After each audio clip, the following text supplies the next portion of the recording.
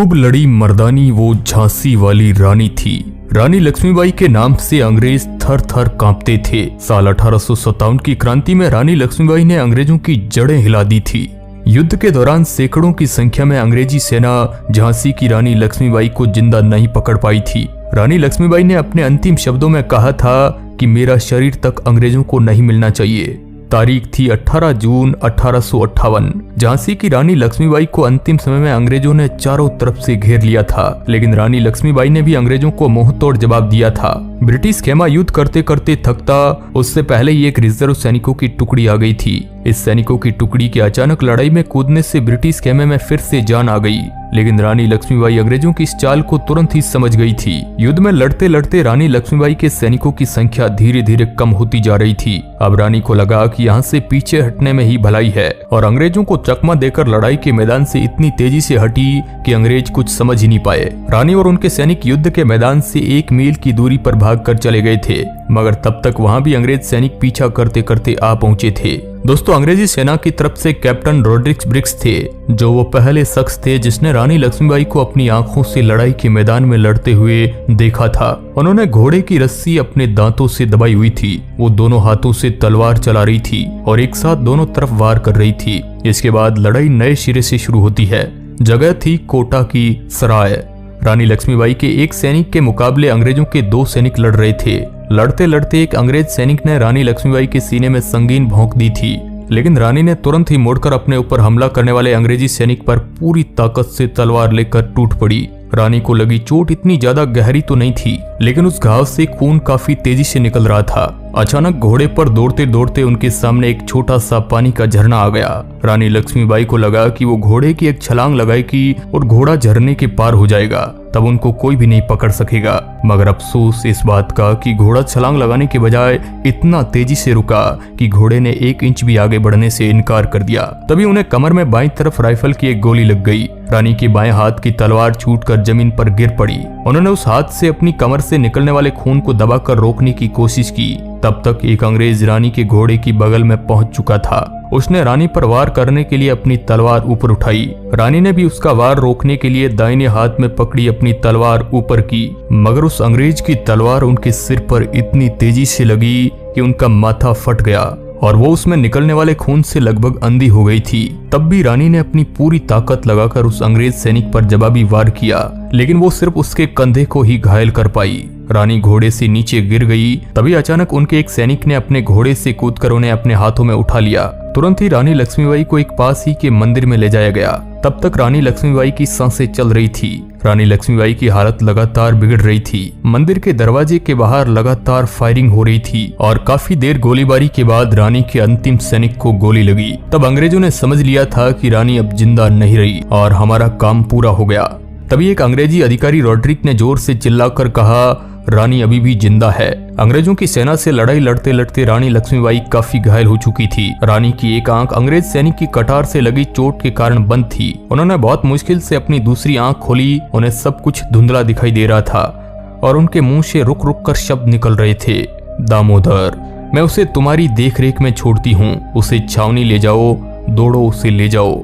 इसके बाद रानी की सांसें तेजी से चलने लगी थी। उनकी चोट से खून निकलकर उनके फेफड़ों में घुस रहा था। धीरे धीरे वो डूबने लगी थी।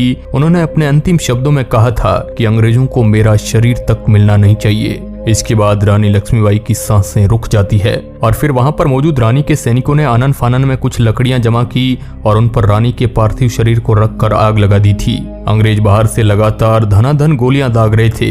गोलियों की आवाज बढ़ती जा रही थी। मंदिर की दीवार के बाहर अब तक सैकड़ों ब्रिटिश सैनिक पहुंच गए थे। मंदिर के अंदर से सिर्फ 3 राइफलें अंग्रेजों पर गोलियां बरसा रही थी। पहले एक राइफल शांत हुई, फिर दूसरी और फिर तीसरी राइफल भी शांत हो गई। जब अंग्रेज मंदिर के अंदर घुसे तो वहां से कोई आवाज नहीं आ रही थी। सब कुछ शांत था। सबसे पहले रोड्रिक ब्रिक्स अंदर घुसे। वहां रानी के सैनिकों और पुजारियों के कई दर्जन रक्त रंजित शव पड़े हुए थे। एक भी आदमी जीवित नहीं बचा था। उन्हें सिर्फ एक शव की तलाश थी। तभी उनकी नजर एक चिता पर पड़ी जिसकी लपटें अब शांत पड़ रही थी। उन्होंने अपने बूट से उसे बुझाने की कोशिश की। तभी उसे मानव शरीर के जले हुए अवशेष दिखाई दिए। रानी की हड्डियां करीब करीब राख बन चुकी थी। इस तरह रानी लक्ष्मीबाई अपनी अंतिम सांस तक अंग्रेजों से लड़ती रही थी।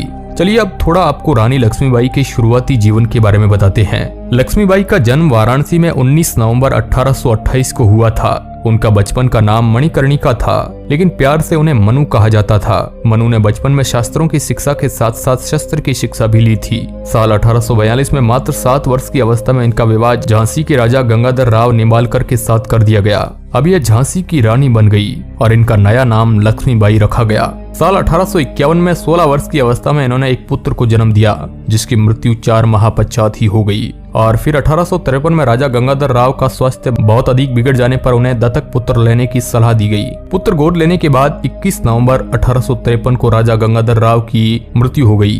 दत्तक पुत्र का नाम दामोदर राव रखा गया। जब दामोदर राव के गोद लिए जाने को अंग्रेजों ने अवैध घोषित कर दिया, तब रानी को झांसी का अपना महल छोड़ना पड़ा था।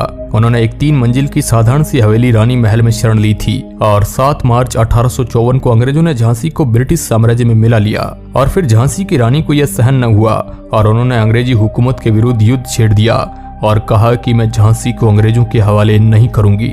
झांसी 1857 की क्रांति का एक महत्वपूर्ण केंद्र बन गया था, जहां से हिंसा भड़कने लगी। रानी लक्ष्मीबाई ने झांसी की सुरक्षा के लिए एक स्वयंसेवक सेना बना डाली। इसमें महिलाओं की भर्ती की गई और उन्हें युद्ध की ट्रेनिंग दी गई। 1858 के जनवरी माह में अंग्रेजों ने झांसी की ओर बढ़ना शुरू कर दिया और मार्च के महीने में शहर को अंग्रेजों ने घेर लिया और फिर अंग्रेजों ने युद्ध स्टार्ट कर दिया। तब रानी लक्ष्मीबाई ने तात्या टोपे से मदद मांगी और तात्या टोपे 20,000 की सेना के साथ अंग्रेजों से टक्कर लेने आ डटे, लेकिन अफसोस इस बात का कि ये पराजित हो गए। 2 सप्ताह की लड़ाई के बाद अंग्रेजों ने झांसी पर कब्जा कर लिया, परंतु रानी दामोदर राव के साथ अंग्रेजों से बचकर भाग निकलने में सफल हो गई। रानी झांसी से भागकर कालपी पहुंची और तात्या टोपे से मिली। अब अंग्रेजों ने कालपी पर भी आक्रमण कर दिया। इस बार फिर रानी को पराजय का मुंह देखना पड़ा और ग्वालियर की तरफ भागना पड़ा। 18 जून 1858 को ग्वालियर के पास कोटा की सराय में ब्रितानी सेना से लड़ते लड़ते रानी लक्ष्मीबाई वीर गति को प्राप्त हो गई। मात्र 23 साल की उम्र में रानी लक्ष्मीबाई इस मिट्टी के लिए वीर गति को प्राप्त हो गई। रानी की वीरता देख अंग्रेज कैप्टन ह्यूरोज ने शहादत स्थल पर उनको सैल्यूट किया था। इस लड़ाई में रानी लक्ष्मीबाई के बेटे दामोदर को सुरक्षित बचा लिया गया था। दामोदर ने 2 साल बाद 1860 में अंग्रेजों के सामने आत्मसमर्पण कर दिया।